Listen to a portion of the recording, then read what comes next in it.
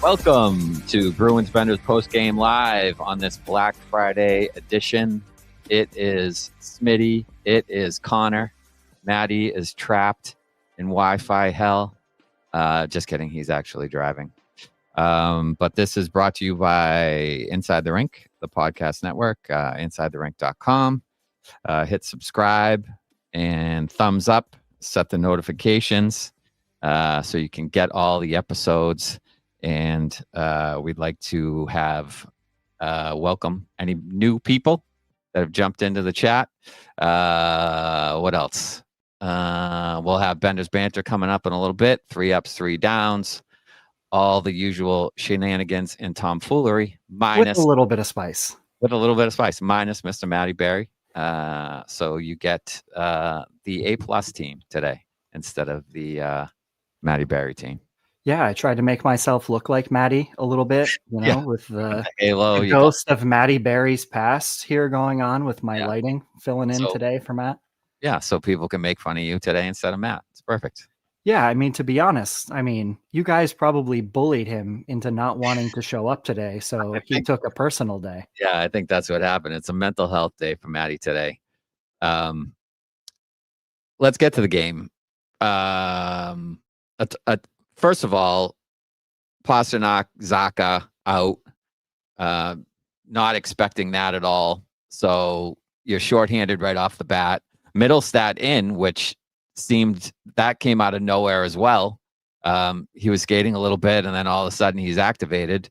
Georgii Merkulov activated as well. So Bruins tremendously shorthanded going into this game, which is supposed to be a scheduled loss. First game back from a road trip. The Rangers are waiting for you. They were here before you. They came in on Wednesday and had Thanksgiving in Boston. Mike Sullivan got to spend time with the McAvoys and his grandson. So they were here waiting for you. The Bruins had a little bit of jump and a pretty good pace early on, but still couldn't generate anything 5-on-5. And then here it comes. The goal in one of the first couple of shots. Again, Bruins mismanage the puck, and Korpisalo can't make a save when he needs to. That's been the story of Korpisalo's season so far.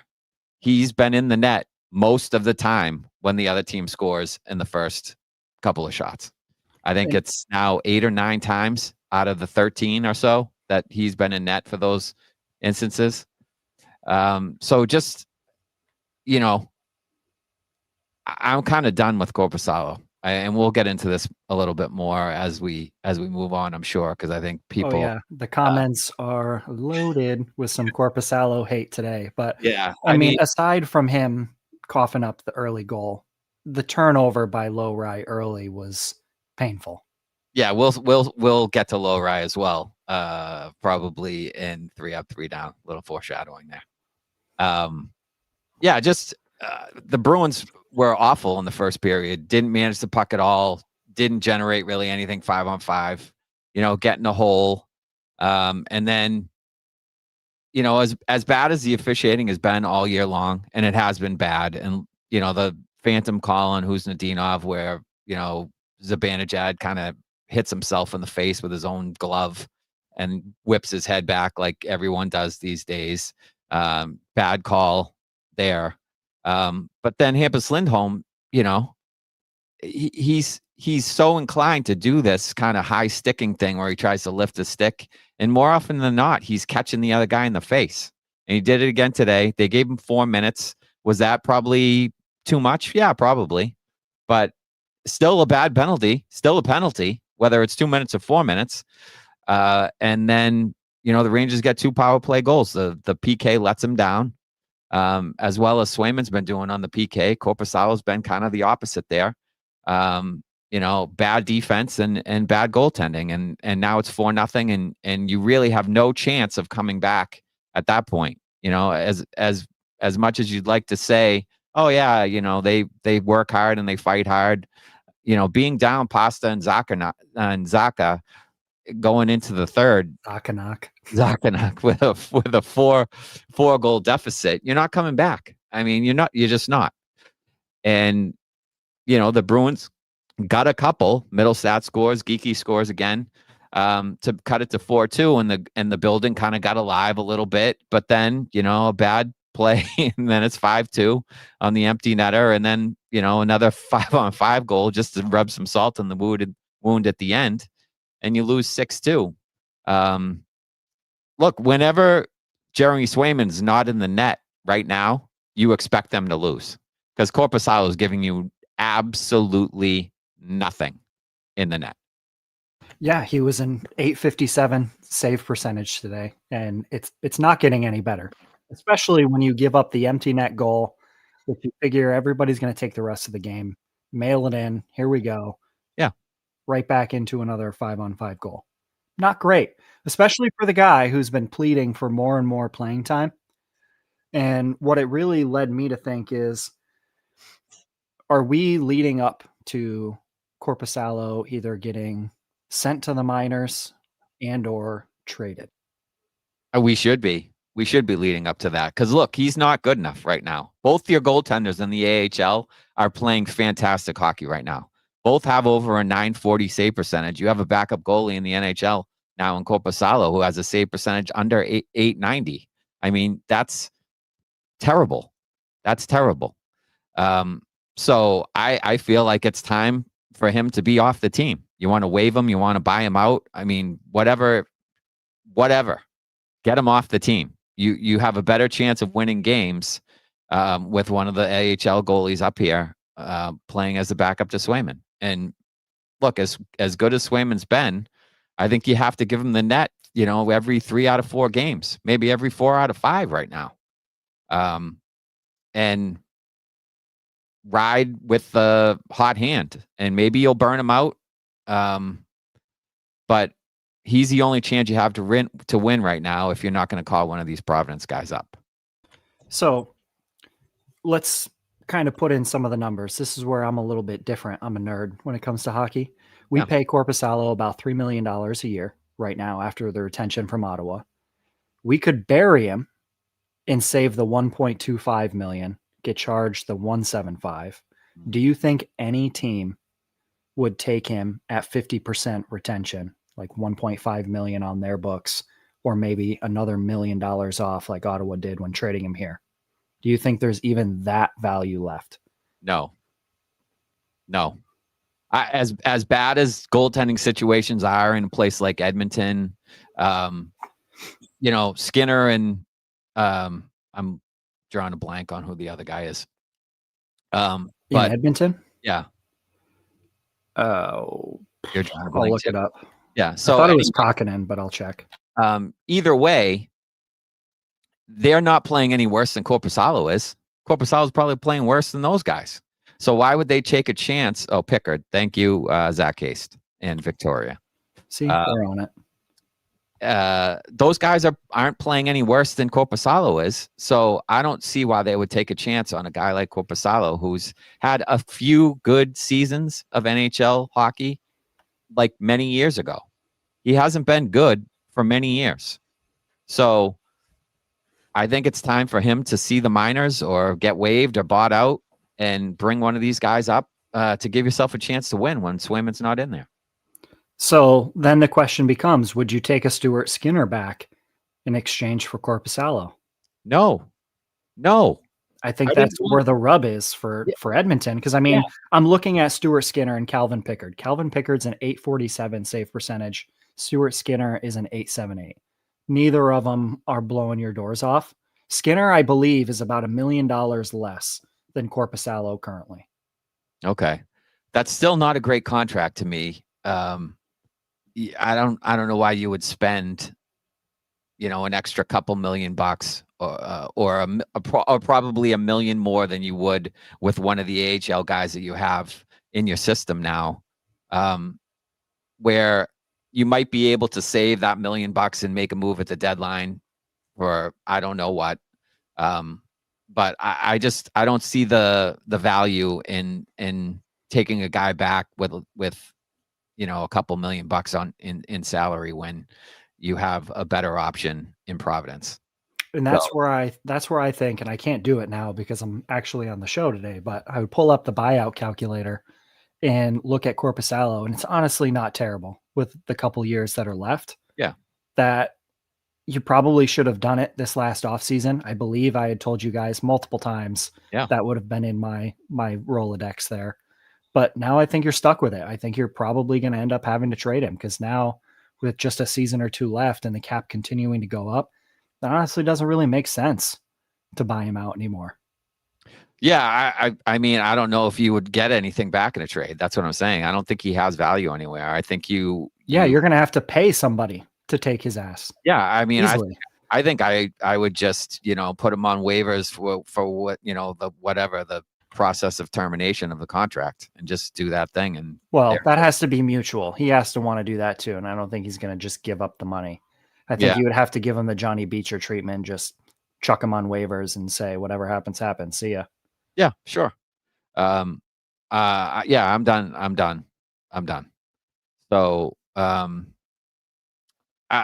it's not a great situation, certainly, for a team that struggled, offensively and defensively at times to have a goalie that's not, giving you anything. So let's get to the offense. It was a struggle all day. It was a struggle in the Islanders game. Even though they won, they had 14 shots. Today, they didn't really generate anything 5-on-5, and especially, in the first two periods. In the third period, they had some pushback, and it was the typical guys. It's Geekie scores. It's Middlestat, who's been better since the scratch, scores, and the third line was good again. But there's still just not enough there. There's just not enough there. So I think Merkulov today, I think you didn't really see much at all from him, and he didn't get to play a whole bunch.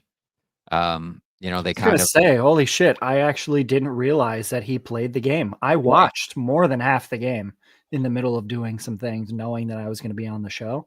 Yeah. And I didn't hear his name once. I didn't see him once on my television. Yeah, so that was interesting. He didn't really affect the game at all in a positive way. I would have, I guess with the injuries, they kind of put him where he should have been at first, which was in the top 6, which is what we've all clamored for. If it's not going to be Lysell, it should be Merkulov, one of those guys. They gave him a little bit of an opportunity, but the whole team was out of sync. You're missing Pastrnak and Zacha, so Middlestat comes back in. There's just new guys, new chemistry problems, issues, and it didn't really work out for them. And then they switched the lines up, I think, late in the second into the third, and got a little bit more offensive, zone time. But Merkulov really wasn't a part of that at that point in time. He wasn't doing anything to help generate offense.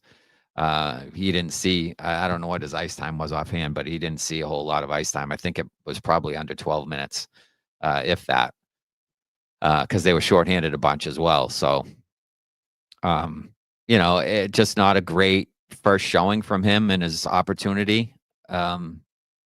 So I don't know where you go from here if you have Pastrnak and and Zacha out for an extended period of time.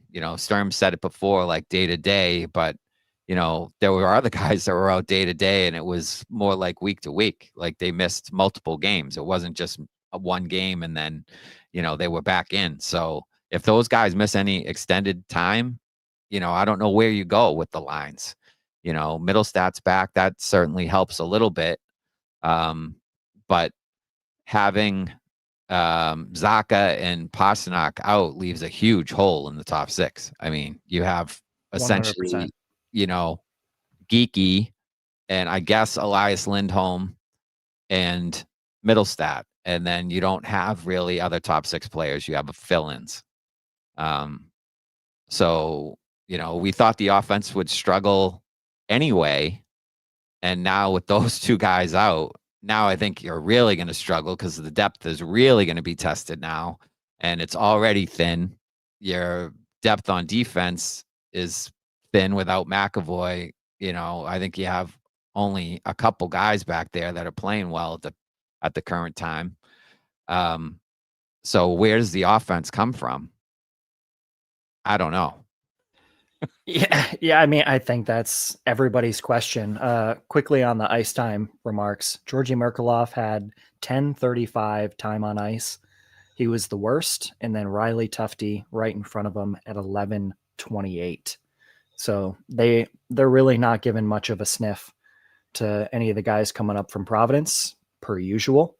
Yeah. One of the things on the offense that I was thinking about today, and they mentioned on the broadcast, it might have been whoever was on the ice or in between the benches. They mentioned Minten and coming in here and playing between Kastelic and Joonas and kind of being insulated, but he's finding his way. He's got some pretty good offensive talents. And I was thinking to myself, why can't we play him with one person who is offensively talented and then keep either Joonas or Kastelic on the other wing to be, that protector on the ice? Yeah. That would be a Merkulov. That would be the perfect spot for Merkulov to go in instead of trying to place him in the top 6, but not burying him on the 4th line. Yeah, I would agree. I think Minten could use another skilled player with him. Not to say that, Joonas and Kastelic are unskilled, but they're just not. That's not their game. Their game is, possessing the puck down low, getting the puck to the net. And that line thrives. It's been the best line all year, consistently the best.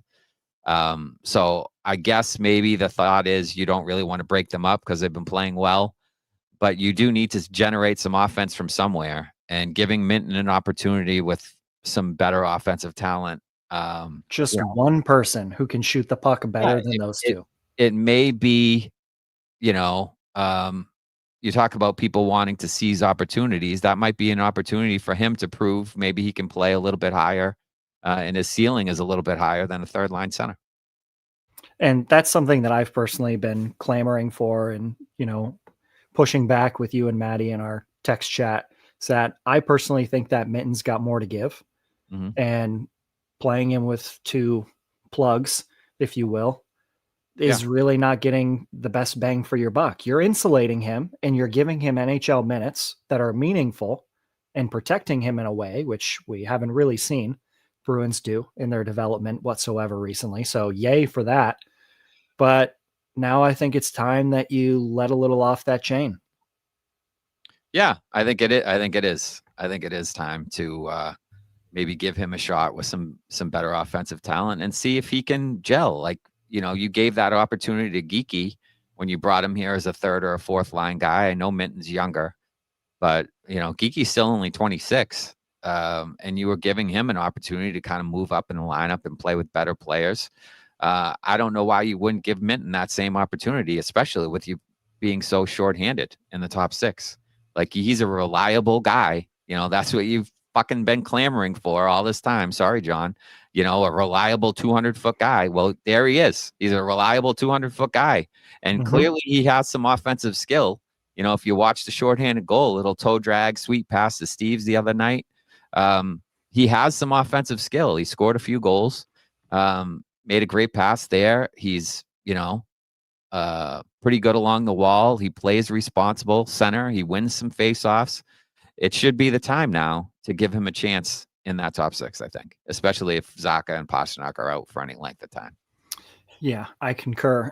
One of the things, Mr. Matty Barry's driving in the car and definitely not texting and driving, but he chimes in with Fabian Lysell has obviously requested a trade, new agent, no call up. It's coming.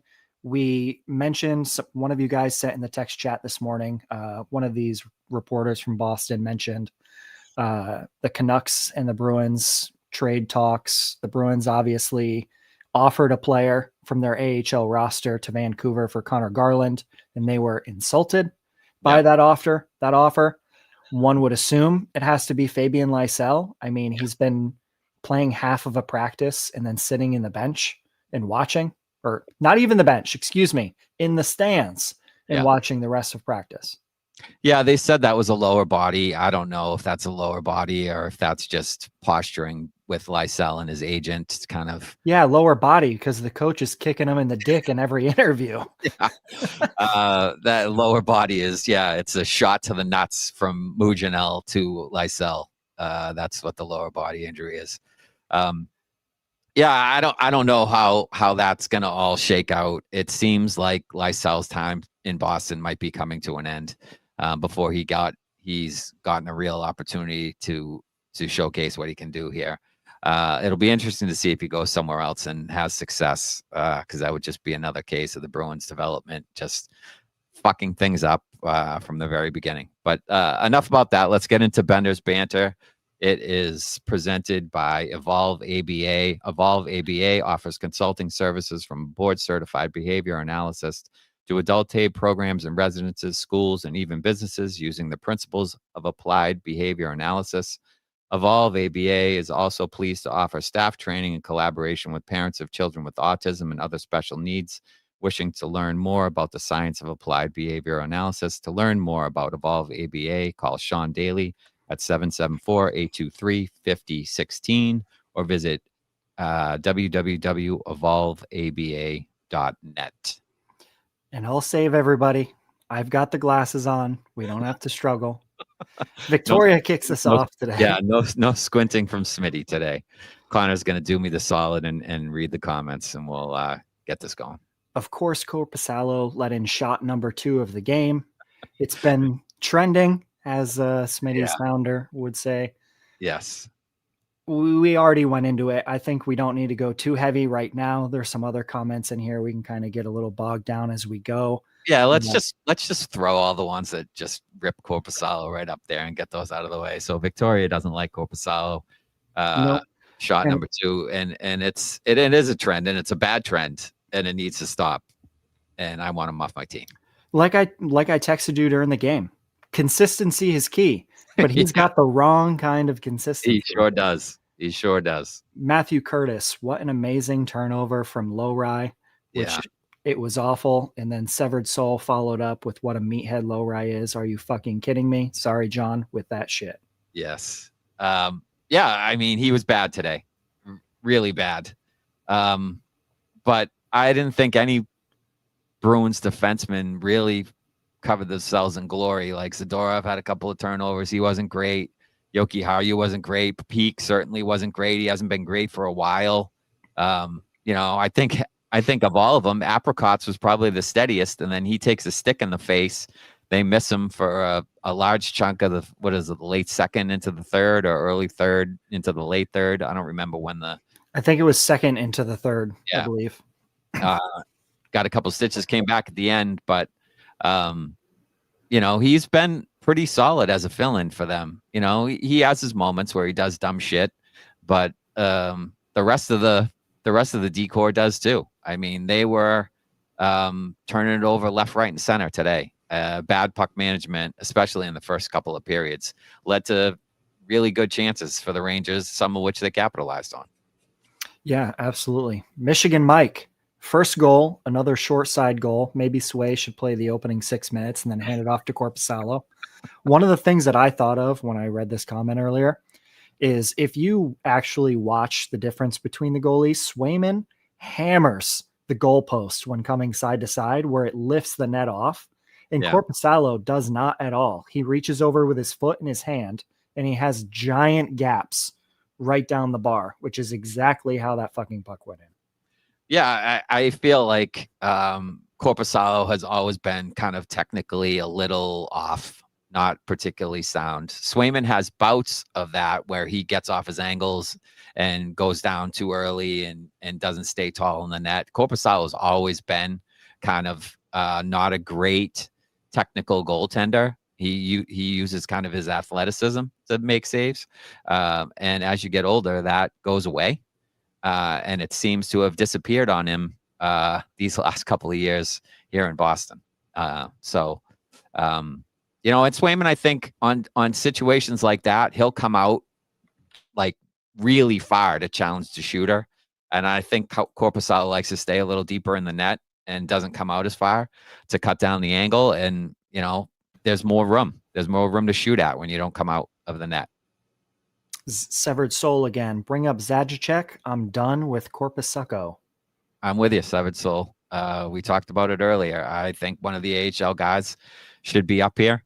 Both of them, either one of them. You could flip a coin as far as I'm concerned. I would say probably DiPietro because he's been in the organization longer, and you probably owe it to him to give him a chance rather than the new guy that you just brought in. So I would say DiPietro should get the backup job. Korpisalo should be waived. And, if someone claims him, great. If it doesn't, then he goes down to Providence and he backs up there. He backs up Zajatek in Providence until he can get his game back together. So that's what I see for the goaltending. Whether they agree with me or not is probably not. Probably not. They probably don't agree with me. So one of the things that just popped into my mind, and we're going to take a quick aside for the goaltending, is you have Swayman and Korpisalo, you have DiPietro and Zajatek. Also in the offseason, you went and signed the hottest goaltender that was in the ECHL that NHL teams were looking to sign in Kavalin. And you have him buried at this point. Yeah. So do you think that Sweeney already had a plan in his mind when he was re-signing DiPietro, signing that goaltender, knowing that he already had $11 million in goaltending on Boston's roster? Sweeney and a plan in the same sentence, Connor? I don't know. I guess we can give him the benefit of the doubt, and say, sure, he had a plan. I think it was just to build goaltending depth in the system, personally. I don't think it was chasing Korpisalo out of town, although I would chase Korpisalo out of town right now. I'd drive him to the fucking airport. If someone was like, yeah, we're going to waive him. He's going to, whatever, the Savannah Swamp Monsters. I don't know. But I mean, I would bring DiPietro up. I would have Zajatek be the starter in Providence, and I would call up the ECHL goaltender of the year to back him up in Providence. And Korpisalo is out of a job. Like, that's how I would handle the thing. And they still have Swedback at Providence, who's been pretty good for them. So they still have another goalie potentially in the system there. So I think they're in good shape. If you can get rid of this guy that's not doing anything to help them win games at the NHL level, I think they're in pretty good shape with the goaltending, like system wide. A bagging of pucks and maybe some Doritos. Who knows? Sure. Matthew Curtis. I am not as pissed about Korpisalo as everyone else, but man, I am done with Mason Lohrei. I'm with you. Look, he had a nice hit in the first or the second or whenever it was in the corner. Yeah, Lava or whatever his name is. But that was his first of those in his life, probably. But the decision making has just not been there, and I'm not sure what it is, because I'm sure they have coached him to not do some of the dumb shit that he does, and he continues to do it. That's really what my problem is with it. It's not that he makes mistakes. Look, everybody's going to make mistakes. Zadorov had a play last year where he tried to pass the puck, cross ice instead of making an easy play. His stick shatters and the other team scores and they lose. Like, it happens to everyone. If you play the game long enough, you're going to turn the puck over. It happens. The problem with that I have with Lohrei is he's making the same dumb plays over and over and over again that lead to turnovers. Like, I get it if you do it once or twice and you get bitten, but if you're doing it over and over again and you're not learning your lessons, then I don't know what to do with the guy. Like, what can you do with him except play him against lesser talent or send him out to play somewhere else? Like, he's just not helping you if he's constantly turning it over. And sure, he makes some nice little skill plays to get breakouts or whatever from time to time. Like, he had one along the left wing boards where he had like a little stick handle move, little kind of pass to himself, cut back, and then makes a little pass up for the breakout. That's great. Do that more often. Don't pass the puck, across the front of the net to the other team, constantly. And that's what seems to me is his problem, is his decision-making and puck management. Now, we're usually on the same page with this, but I'm curious. If it boils down to it and they waive Mason Lohrei, do you think a team claims the former Dash 43 yes. at $3 million a year for a couple seasons? 100%. Would you try to trade him, or is it worth it enough to just fucking let him go? Trade. Right? Yeah. I mean, you'll probably won't get anything of value. Probably. You'll get probably a 5th or 6th or a 7th or something like that. Not anything good, but there is value to him. Someone would absolutely claim him. He has the offensive flashes would cause teams to want to claim him. First round talent. He's big. He can skate. He has shown offensive flashes where you're like, whoa, like what was that? So I think 100% he would be claimed by a team like Calgary that has a bunch of Dash 43 guys on the team already. And they're like, well, why don't we have a guy with some offensive flair if we're going to be Dash 43, all over the place. So I 100% think he get claimed. They need to try to trade him in my eyes. I concur. And Severed Soul chimes in. I get it, Matthew. I'm so disappointed with the whole Lohrei thing. I really thought a couple of years ago the potential was high, and now it just seems like he's such a huge regression with this team and player, to be honest. Yeah, I mean, it did. It looked like off the season he had a couple of years ago where you're like coming into the next year, like, okay, you could see something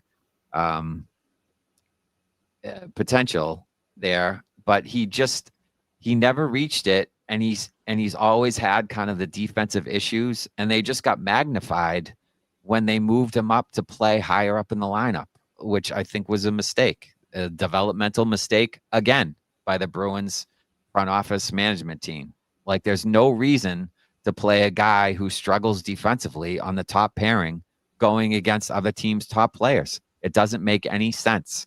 They started him defensive zone draws a lot of the times too. Again, doesn't make sense. The guy's an offensive player. Start him in the offensive zone. Play him on the third pair against other teams' third lines. At least at home you would get that matchup. On the road, you worry about it. But I just think they didn't manage him well. And then his confidence is gone, and he's trying to do too much, and he's scratched and he's yo-yoed, and now they're saying he's soft, and like the whole thing was mismanaged. Do I think if they had done it differently that he would be a better player? Yeah, I do. Not a great player by any stretch, but probably a serviceable NHL guy.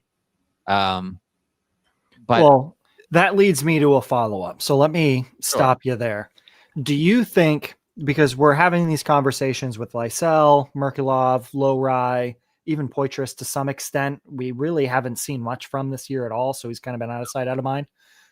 Do you think that some of these players like Lohrei, we have just naturally assigned more value to them as prospects because the Bruins system has been so bad that now that we're seeing them play NHL minutes, we're like, oh shit, this guy isn't that good.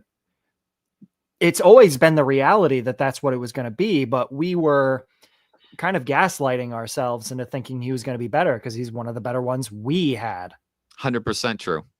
100%. That's what true. I think too. I think Bruins fans and us and people around the Bruins generally tend to overrate their prospects because, there are prospects. The prospect pool is awful.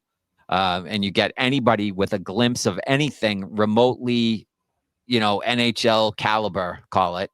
And everybody's starting to blow smoke up their ass. Oh, they're the next this guy or the next that guy, or he's offensive. He can do the power play. Like, get rid of McAvoy. He should be on the power play.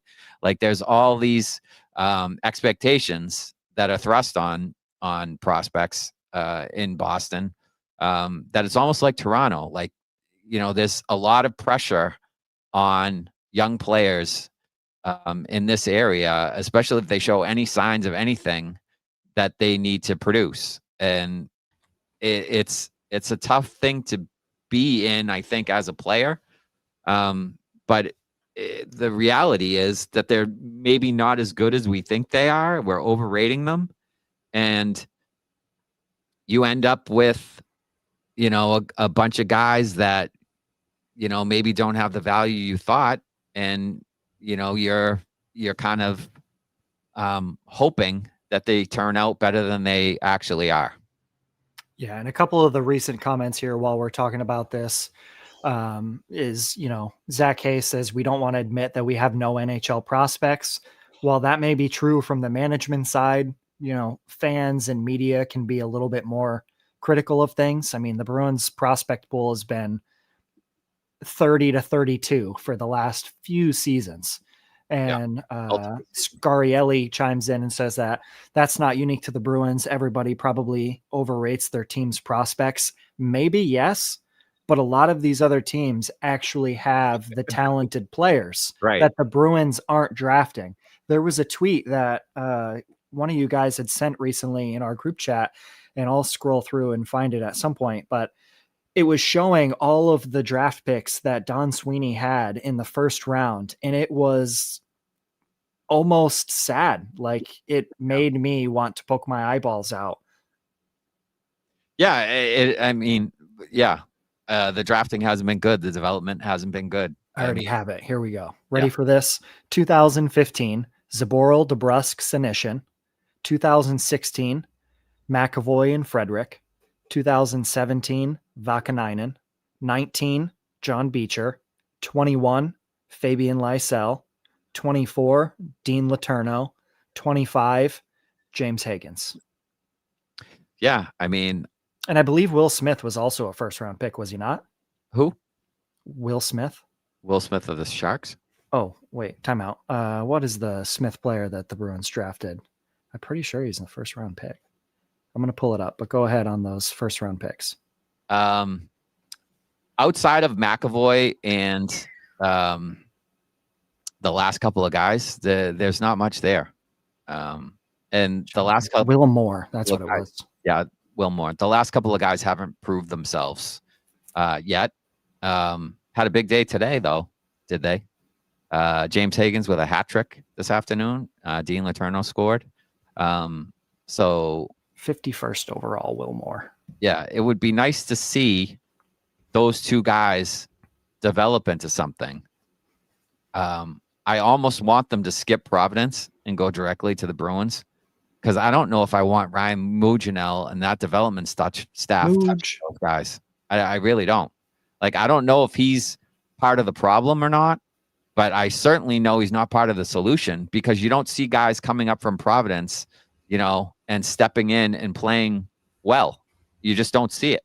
So I don't know what the solution is, but I don't think it's Mougenel. I think they should move on from him. So I'd like to see Higgins and Letourneau maybe here, but maybe skip over Providence. Yeah, and Robert Forte, he always has the good stats and some of the good stuff. Bad drafting and developing's caught up to Sweens. 36 draft picks at forward since 2015. Not a single one of them plays for Boston. Not one. I mean, if that's not an indictment on the drafting and developing, I don't know what is. That's a Robert Forte. You win the comments today. But wait, there's more. He followed it up with another one where he ups it up from 36 to 50 draft picks with defensemen added in, and only McAvoy and Lohrei are playing in there. Yeah, I mean, look, you can make excuses for Don Sweeney in some areas. You can say he trades well. He signs his own guys to, for the most part, to good contracts. The Charlie Coyle deal, the Pavel Zacha deal looks good. Like the Morgan Geekie deal looks good. Like the Pastrnak deal looks really good right now. So you can say he does okay with hometown contracts. You can say he does okay with trades. I suppose you can give him credit for the Geekie signing in free agency. That was more of a shot in the dark, though, than anything else. I think they thought maybe he could play up the lineup. They certainly didn't think that he was. That was a huge fucking risk if you think about it, because they promised the guy more ice time and more opportunity. And if it flopped and he didn't turn into what he is right now, oof. I know. That's what I mean. Like you can give him credit for that, but at the same time, they didn't expect him to be a 30, 35, 40 goal scorer. That wasn't in the cards. But the drafting and development, we can go back to 2015 and people will do it because they fucked it up. And, you can say stop doing that, but until they develop other guys, until they develop the Hagans and the Laternos of the world, or the Christopher Pelosi's of the world, they're going to keep going back to, you haven't developed a forward that you've drafted since you've been here. So, say Jake DeBrusk, fine, but he's not here anymore. He hated the way that you guys played, the way the Bruins played, the way they coached. He didn't like it, so he's gone. Trent Frederick and John Beecher were reaches. Zach Senyshyn was a reach.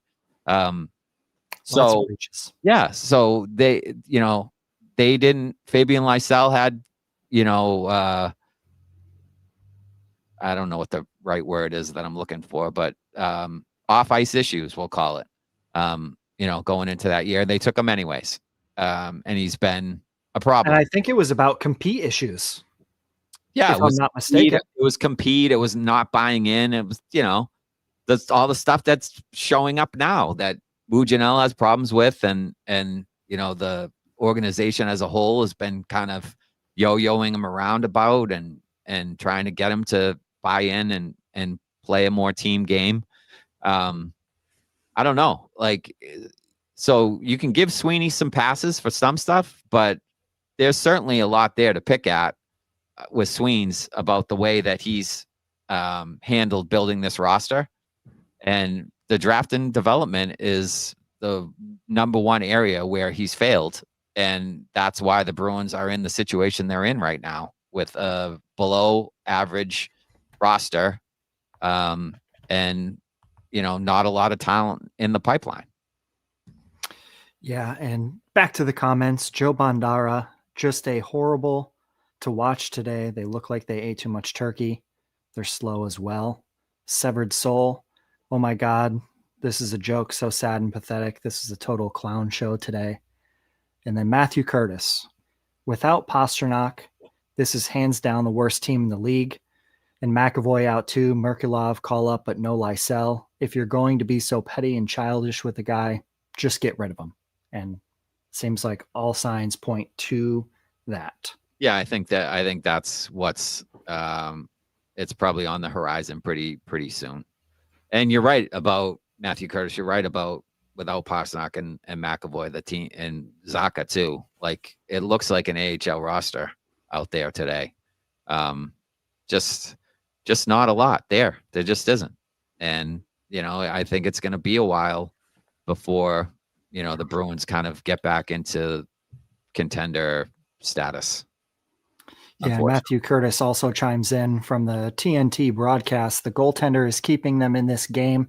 It's 4-0 going into the third. What the fuck game are you watching, dude? You need to go into concussion protocol if you think the team scoring 4 in the third. Yeah, I mean, that was kind of an asinine comment. I think he's just trying to throw him a bone.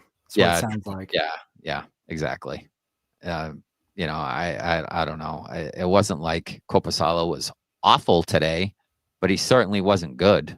I don't know if you can fault him on the power play goals. It was a tap in. One was deflected in by his own defenseman. And he made some good saves at times, but again, it ends up being a 6-goal game. And I just don't know if the team's very confident in front of him.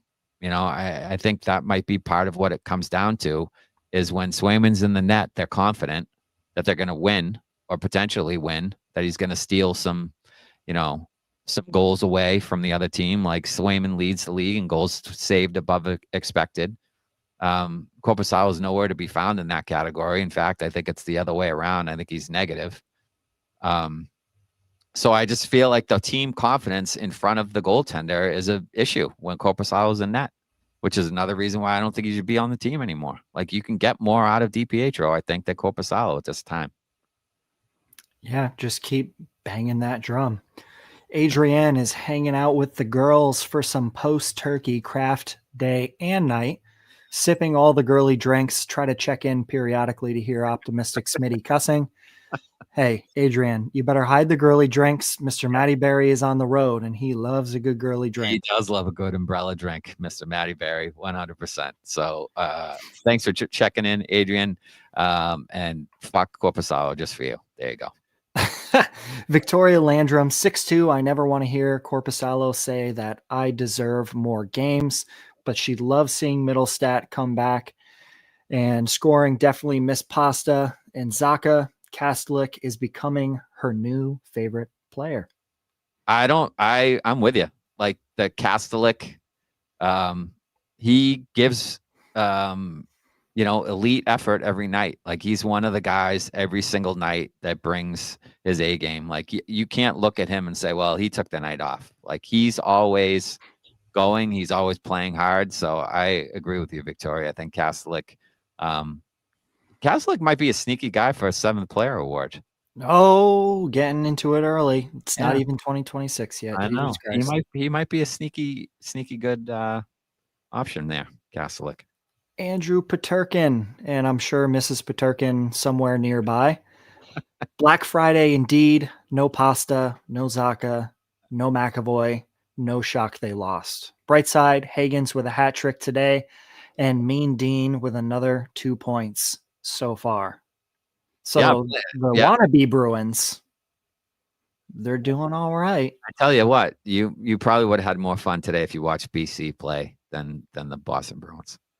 Cheaper ticket too. Yeah, Hagens was really good today. I watched some of the highlights of that. Letourneau was good. I think they were playing together a little bit at one point in time. So nice to see those guys continue to play well. Letourneau's having a giant bounce back year after a really slow freshman year. But he wasn't supposed to be at BC until this year. So Correct. There you go. He kind of did the BC a solid last year and said he would come a year early, even though it looked like he didn't belong because he didn't. Right. He technically wasn't ready, wasn't playing against great competition in high school. Didn't get a chance to do the USHL kind of prep thing first, which a lot of players these days do. And he was playing against, 18 to 23-year-olds in Hockey East, which is one of the best conferences in college hockey. And he held his own. He had some moments. He just wasn't producing offensively. But now with a little more strength and a little confidence and a little more ice time in the top 6, he's making the most of it, having a breakout sophomore year, which is great to see because the Bruins could certainly use a guy like him, in the mold of a Tage Thompson. You definitely don't want to see Dean Letourneau turn into one of those draft flops like the rest of that list. No, you don't. For sure. Scarielli, has Casey Middlestat accidentally become important at work? Hello? I think he has, Scarielli. I think so. With not much there in the top 6, especially with Zacha and Pastrnak out. He's one of the few guys, and Matty harps on this all the time, that can pass the puck and make plays. They don't have a playmaking center. They haven't since Krejci left. Casey Middlestat is a playmaking center. He can do those things. He can't play defense, or he couldn't play defense. But since the scratch, he's been a more reliable 200-foot guy. So, yes, right now, he's important. Would I still like to see them trade him? Maybe, yeah. I think I still would. I think out of him and Zacha, I think whatever you can get the most for, I think you move one of those guys. I personally may say that you end up having to move both, but I was early on the middle stat train before they traded Carlo for him last year. I wanted him the year before as well. Yeah. I've always been a fan, so I'm not going to be fake and say that I want him to necessarily trade him away. But what I will say is that this team is in a completely different spot from when I wanted them to add Casey Middlestat to now. Yes. Right. To where I think that he doesn't make any sense for this roster, and you probably can get a decent asset for him at even 5.75 of a contract. So I don't know. We'll see. Don Sweeney has a lot of things to do or not to do. That is the Harvard question. Scarielli again. How much is on Korpisalo today versus on the team's defense? I think it's probably more on the team defense and the turnovers and the puck mismanagement than on Korpisalo. A lot of the goals scored were, right in front. Tips, power play goals in the crease, essentially. I guess you could say the first power play goal that Zibanejad scored on the 1T from like the low kind of right wing circle, you maybe want that one back because that was like a change up that kind of beat him there. That just kind of fluttered over his shoulder. So if he was, it looked like it hit his elbow, to be honest, and went up into the corner. Yeah, if he was positionally sound on that, I feel like maybe he makes that save. But that's the side to side. He can't go side to side as well as Swayman, in my opinion. So there's that one. I mean, I guess maybe you want the first save on Panarin, but turning the puck over and giving up a 2-on-1 with Artemi Panarin as one of the guys. I mean, you're not set up for success in that situation. So I would say most of it's on the defense and the turnovers and the puck management. Just really bad today overall. And they struggle against teams that can pressure the puck. The Rangers are one of the best road teams in the league.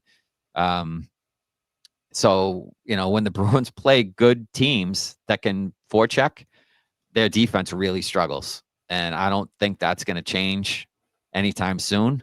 Hampus Lindholm's kind of been, okay since he's come back, but not great. And, you need him and McAvoy and Zadorov to be really good, defensively for this team to, win games. Unless Swayman's bailing everybody out, which he has been lately. And that was one of the precursors this season. How are the Bruins going to improve? Swayman needs to be better, and he has. Michigan Mike, let's put Pasta and Zacha on LTIR and start looking for a home for McKenna. I think that's Smitty's wet dream. Robert Forte, 3-5 in the last 8 games, 24th in 5-on-5 goals since November 1st, 27th in 5-on-5 since November 13, and the Peeke isn't going. 5-on-5 with Swayman stopping 45 saves every night, 14th in the East by points percentage. Yuck. And one thing that I want to point out for every Bruins fan, and thank you, Robert, for doing it because I do it too, don't look at the standings unless you hit points percentage because the Bruins are playing a lot more games than a lot of other people around them. And the other day, the Bruins were, I think, first or second in their division, and you hit points percentage and they immediately dropped to 6th. And they were 24th in the league. So I think after the brief winning streak, this thing is starting to head in the right direction, which is down. 100% true. It is heading in the wrong direction, and I think it will continue to head in the wrong direction.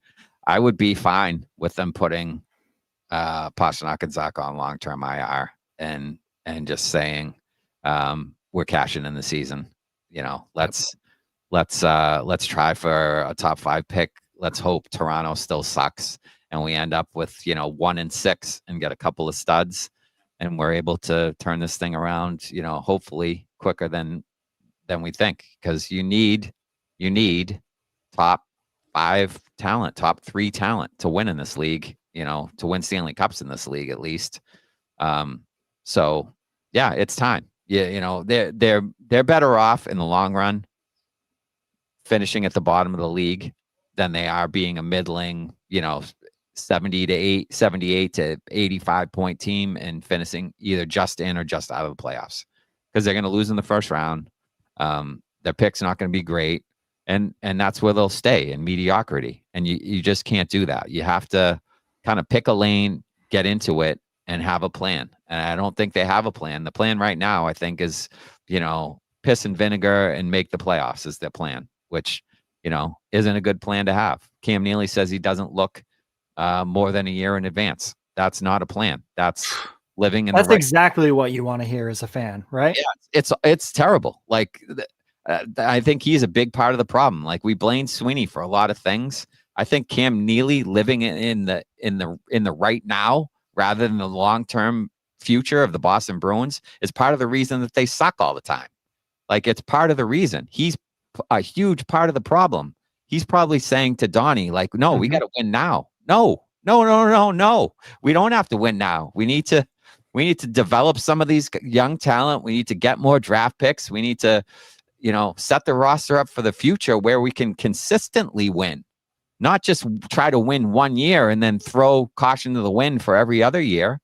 Like, would you rather have, the team 2 years ago that, sets the record for points in a regular season and shits the bed in the playoffs, and then after that they're awful? No, you'd rather be, the Tampa Bay Lightning that are consistently good year after year after year after year because they draft well, they develop well, they know who they're looking for, they identify talent, and they go out and get it. And sometimes they pay through the nose for it, but they identified guys like Brandon Hagel, who they said, we got to go out and get this guy. He is a prototypical Tampa Bay Lightning. 2 first-round picks for Mr. Brandon Hagel back in the day when everybody thought he was a nobody because he played third or fourth line minutes in Chicago. Paid through the nose for the guy, but they identified the talent. They went out and got it, and he's been fantastic for them since. 7 picks for Tanner Jeannot. That one might have not worked out so well, but not so hot. We'll see. Stephen Heil, so glad I didn't pay to see that. Sean Michael, the Bruins were so goddamn bad. Matty stayed home to tickle his turkey tits. You goddamn right. He's actually heading down to see Mr. Smitty this evening to tickle Smitty's turkey tits. Yeah, we're heading out to dinner a little bit later. And Tiffany chimes in at DKJ. Didn't Geekie have 16 games with 1 goal last year and they scratched him? He came back and now look. Why not give Lysell a second chance? First, Morgan Geekie was an NHL player. It's probably a little different to scratch him and shake him up a little bit and say, hey, yes, you're playing like shit. Get your head on right. Get back in there. Compared to a Fabian Lysell who's barely scratched the NHL roster, never really produced anything when he's up here, and is really fighting demons with the management in this organization. I think that's all true, but I also think that the management in this organization has never put him in a position to succeed at the NHL level. 100%. They haven't put any of their players in a good position.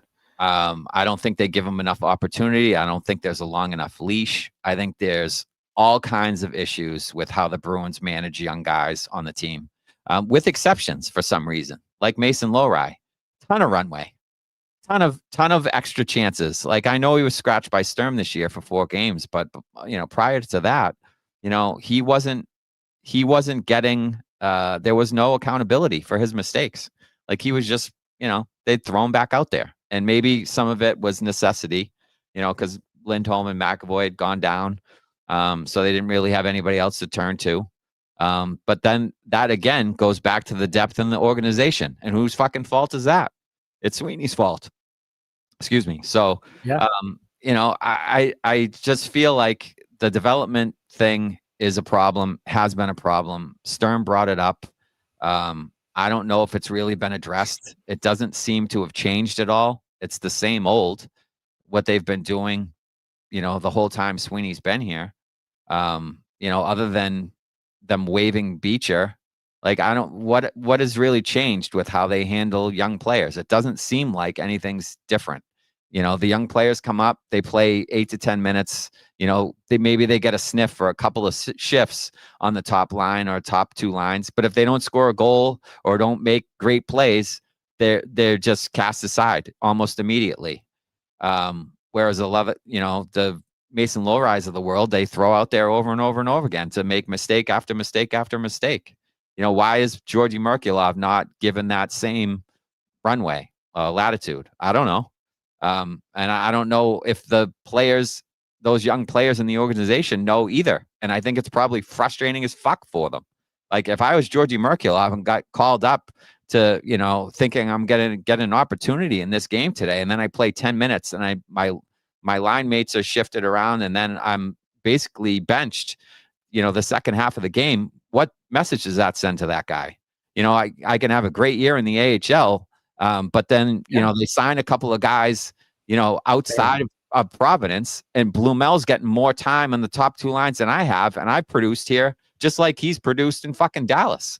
So what kind of message does that send to Merkulov? To me, I'm fucking double freedom rockets to the Bruins, and I'm going to play in the KHL or demanding a trade to some other fucking team where I might get a chance somewhere else. Because it's just mind-boggling to me how the team manages its young guys. It just is. Yeah, I completely agree. And Mick Rack, I think we need to talk. He said, we're tanking now. Come on. And then he said, lots of gnashing of the teeth on this episode. It was a bad game. Breathe. We are. However, this is the reality of what this team is. Yes. When other teams have injuries that go down, they have good depth that they can bring up and they can survive through some injuries. The Boston Bruins, as currently constructed, do not have depth at any position. None. No goal scoring depth.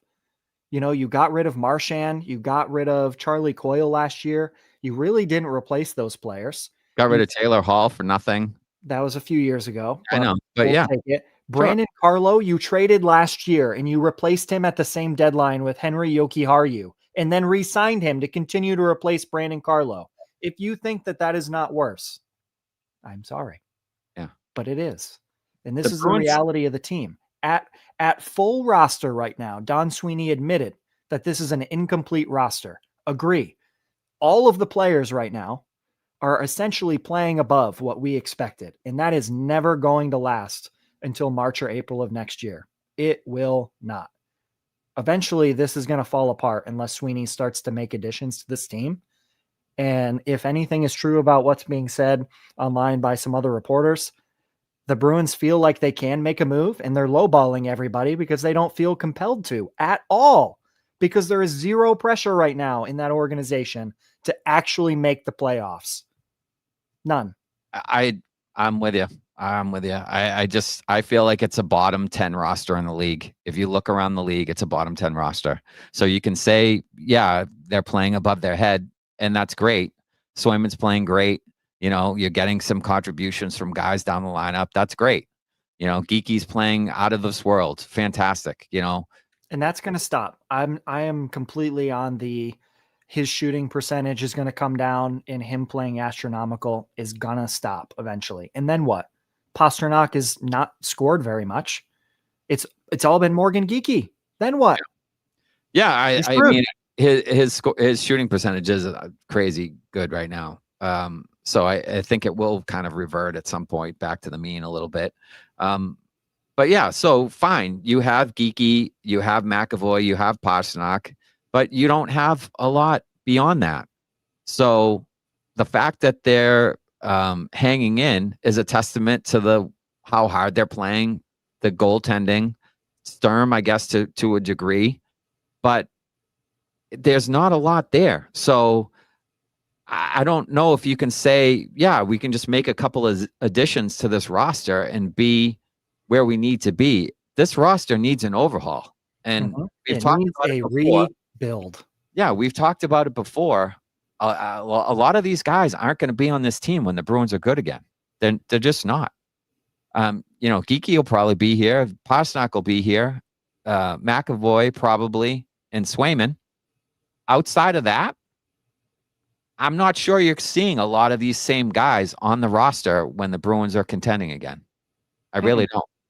No, and I agree with that 100%. That's been something we've been talking about for a while. George chimes in.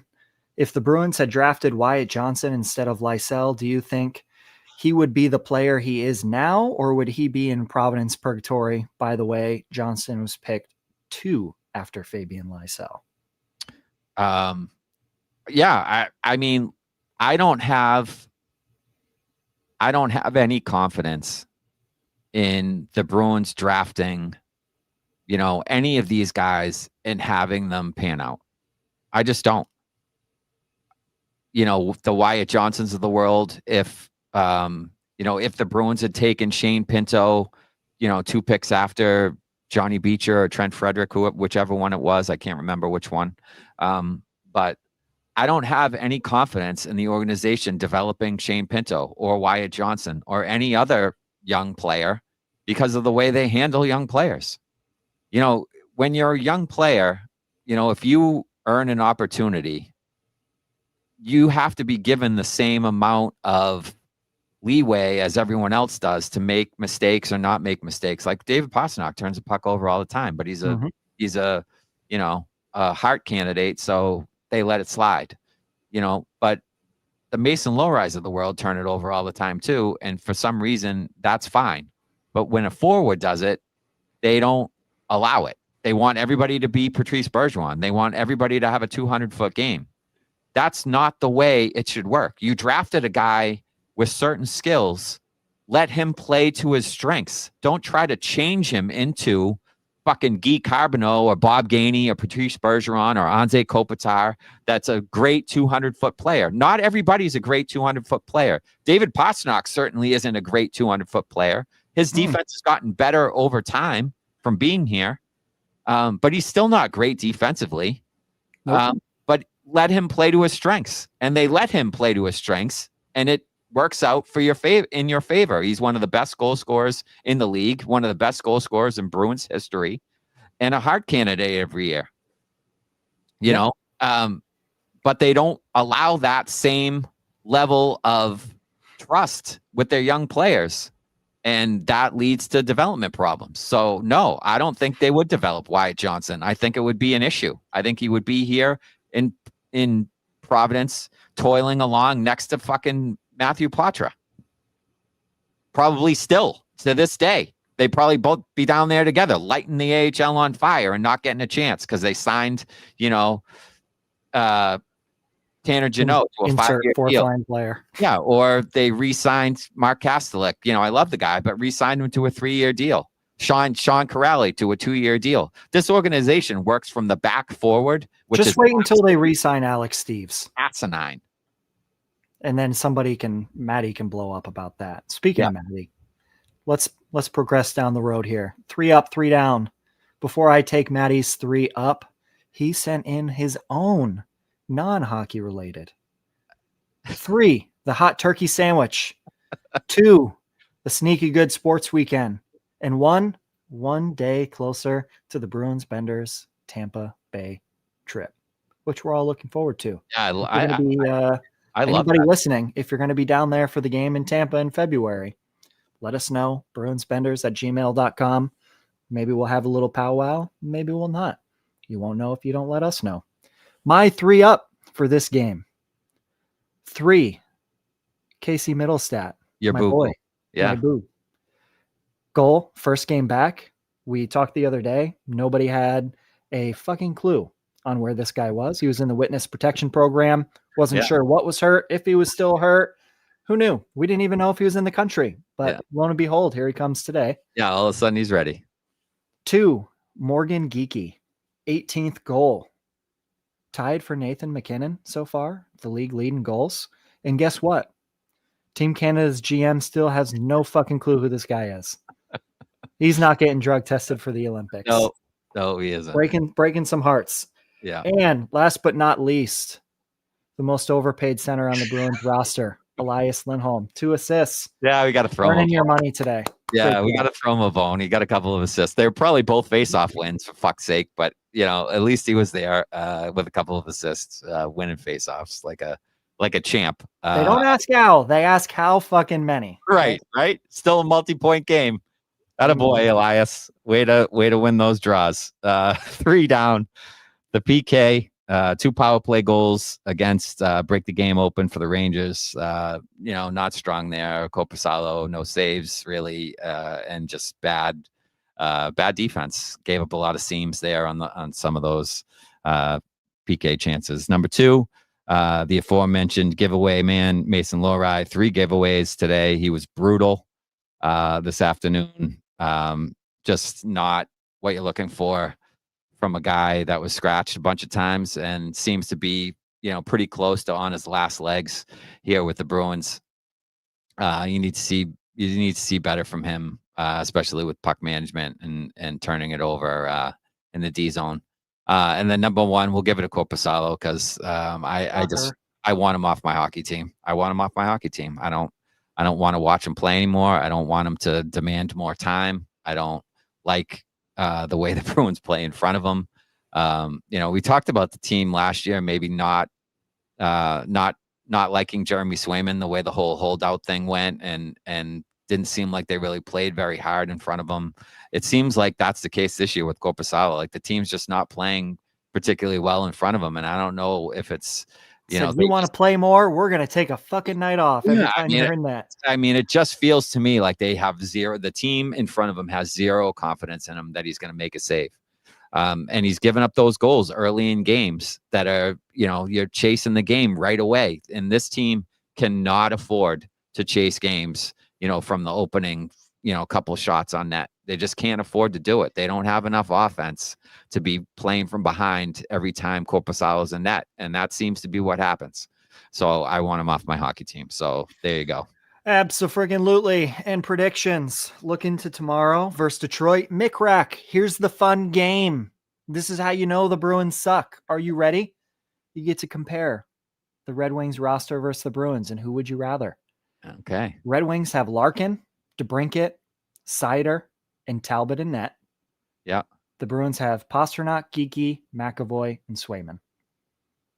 So it's Larkin, DeBrincat, Seider, Talbot, v. Pastrnak, Geekie, McAvoy, and Swayman. I'm still going Bruins, I think. You're going Bruins? Yeah, I mean, it's the goaltending, isn't it? It's Cam Talbot. That's what's making him. It is Cam Talbot. Seider he had a really good rookie year, but since then he's kind of been up and down.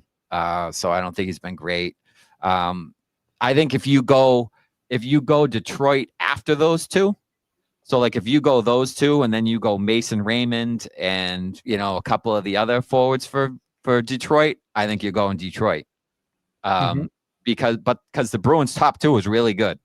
Like Pastrnak, Geekie is really good because you have a Hart candidate and someone tied for the league in goals. And then, McAvoy, as much as people shit on the guy, is still probably a top 10 defenseman in the league. And then Swayman's having a bounce back year. So I think it's Bruins. But if you want to go, entire forward group, it's Detroit easily. If you want to go entire forward group. Fair. I might take Detroit still. Oh, you're out of your mind. Just because. Okay. Just because. I don't want to be the homer. Fuck it. Let's take Detroit. Let's roll on it. I mean, there may or may not be a children's Detroit Red Wings Brendan Shanahan jersey laying somewhere around my house. Now it comes out. Okay. That's fine. What do you got for the score for the game? You want to throw Shanahan into it? He would add something too. Score for the game. Let's go. I think the Bruins struggle scoring. I think they always have trouble with Detroit. This is on the road too, right? It's in Detroit. This game, I believe it is. I'll double check real quick. They're playing a back-to-back home and home, I believe. Yeah, I think it's in Detroit. I'm going 5-2. That's my go-to score for the Bruins when they're on the road. Rainforest says it's at home. It's at the Garden, yeah. Okay. I'll go 4-2 then. There you go. They'll 4-2. They'll give up one less goal because they're at home. 4-2 Red Wings. I'm gonna go 3-2 Red Wings in OT. The Bruins get the loser point to go home. Their first loser point of the season, that would be. Wow, wouldn't that be something? Maybe I'm setting a new thing. They're going to get their first new standard. Who scores for the Red Wings in OT to win it? Patrick Kane. Let's see it. All right. Let's see some excitement. Get some people jumping at the Garden, even if it's not for a Bruins player, Oh, Rainforest coming out. 4-1 Bruins. 4-1 Bruins. That is That is a bold prediction, Rainforest, and I hope you're right. Honestly, must have been a little heavy on the sips, but yeah, Rainforest is hitting it hard this afternoon. Smitty isn't that lubricated yet. We got to start wrapping things up so Smitty can get on his way to meet the Mr. Matty Berry and get himself lubricated. So toodles we got Sway. We got Mr. Posa. Sway gets his first shutout. No. He says 2-0 Bruins. Pajman says still 4 goals for Geekie. No, four. Rainforest. 4 goals for Geekie. So yeah, got some positive. Look, somebody's got to be positive, and it used to be me, but it's not me anymore. I'm not. Well, positive. If they're being optimistic, Smitty, take us away. Yeah. All right. Thanks again, everyone, for watching. Connor, what do you got? Go Bruins? Anything? Nothing? Let's see. If I'm going to finish it off here, and I know Maddie's listening. Hi, Maddie. Bye, Maddie. We'll see you tomorrow. Thanks for coming. Bye-bye. Thanks a lot. Bye-bye.